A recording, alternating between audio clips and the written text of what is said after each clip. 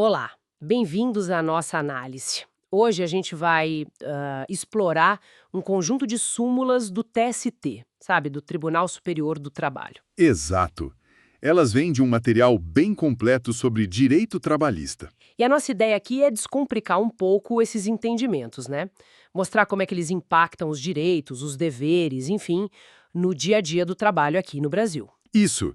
E para ficar mais fácil, a gente separou por temas. Ótima ideia. Então vamos começar por onde aperta mais, né? O bolso. Remuneração. Combinado.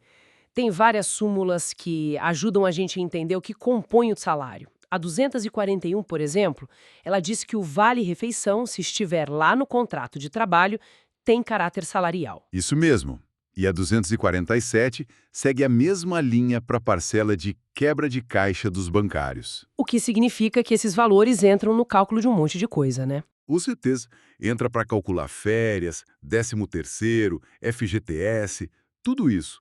E falando em cálculo, tem a súmula 258. Ah, essa é sobre o salário e utilidade, né? Tipo moradia, alimentação. Exatamente. Ela diz que se o salário total do empregado já é maior que o mínimo, o valor dessa utilidade que ele recebe é o valor real dela e não aquele percentual fixo que se usa para quem ganha só o mínimo. Entendi.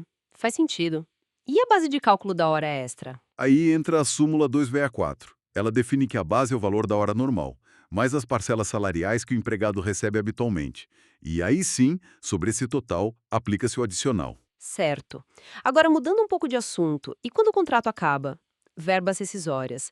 A súmula 242 fala daquela indenização adicional, né, para demissão perto da data base. Isso, aquela para evitar dispensa obstativa para fugir do reajuste. A súmula diz que adicionais tipo periculosidade entram nesse cálculo da indenização. Mas o 13º não entra, né? Não, o 13º fica de fora desse cálculo específico. E ainda sobre rescisão, tem a 261. Ah, das férias proporcionais, mesmo se a pessoa pede demissão antes de completar um ano? Exato. Se ela trabalhou o período mínimo para ter direito, mesmo pedindo demissão, ela recebe as férias proporcionais. É um direito que vai se acumulando. Justo. Agora, um tema super importante: estabilidade. A súmula 244 da gestante é bem forte, né? Muito forte. O item 3 confirma a estabilidade mesmo em contrato por tempo determinado.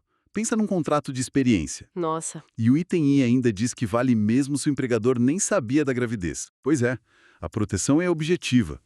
Claro, o item 2 limita.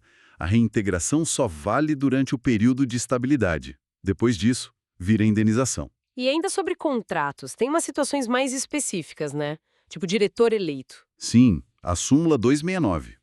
Se o empregado vira diretor estatutário, sem aquela subordinação típica de empregado, o contrato de trabalho fica suspenso. E esse tempo como diretor não conta para fins trabalhistas? Em regra, não. A menos que ele continue subordinado, né? Aí a história é outra.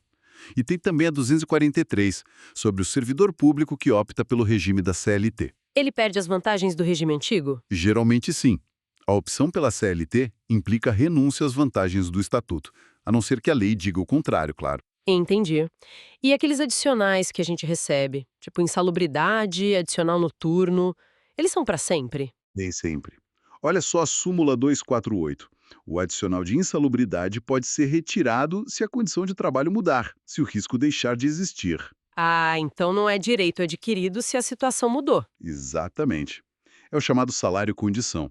A mesma lógica vale para o adicional noturno, segundo a súmula 265. Se for transferido para o dia, perde o adicional. Perde o adicional. A condição que gerava o pagamento deixou de existir.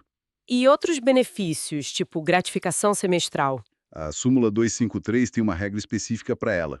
Limita as repercussões. Ela não entra no cálculo de horas extras, férias, aviso prévio. Mas entra no 13º. Entra no 13º e na indenização por antiguidade, se for o caso.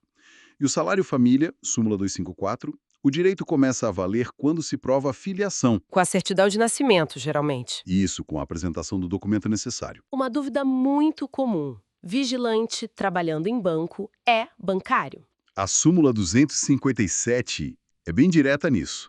Não, não é. Mesmo que contratado diretamente pelo banco. E isso faz toda a diferença, né? Diferença. Para a jornada, piso. Total diferença. Define qual convenção coletiva se aplica, quais são os direitos específicos da categoria.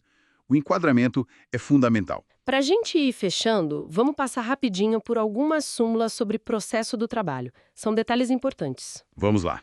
A 245, por exemplo, parece básica, mas é crucial. O depósito recursal tem que ser feito e comprovado no prazo do recurso. Não tem chorro. E a 262, que fala de prazos.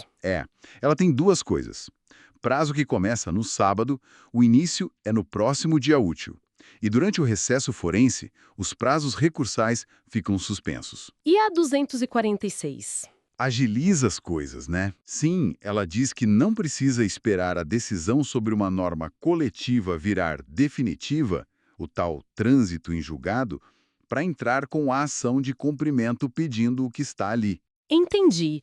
E acordo na justiça? A súmula 259 é clara. Termo de conciliação judicial tem força de decisão irrecorrível. Só dá para tentar anular com uma ação rescisória, que é um processo bem mais complexo. E se faltar documento na petição inicial? O juiz já indefere. Não direto. A súmula 263, atualizada pelo novo CPC, manda o juiz dar 15 dias para a parte corrigir, para juntar o documento essencial antes de indeferir. Protege a parte, né? E a última que a gente separou, a 266. Essa limita bastante o recurso de revista na fase de execução, quando já se está cobrando a dívida. Só cabe recurso para o TST nessa fase se ficar demonstrada uma violação direta da Constituição Federal. É bem restrito. Ufa, cobrimos bastante coisa hoje, hein? Desde o que entra no salário, direitos no fim do contrato, estabilidade, adicionais, até essas regras de processo que o TST definiu. Foi uma boa passada, né? E fica a reflexão como é importante ter clareza sobre esses entendimentos, tanto para quem emprega quanto para quem é empregado. Ajuda a evitar conflitos e a buscar os direitos de forma mais segura. Com certeza, conhecer essas súmulas faz diferença no dia a dia das relações de trabalho. Sem dúvida. Bom, pessoal, esperamos que essa análise tenha sido útil para vocês.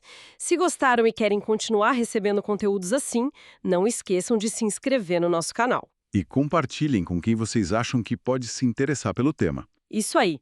Muito obrigada pela companhia e até a próxima. Até a próxima.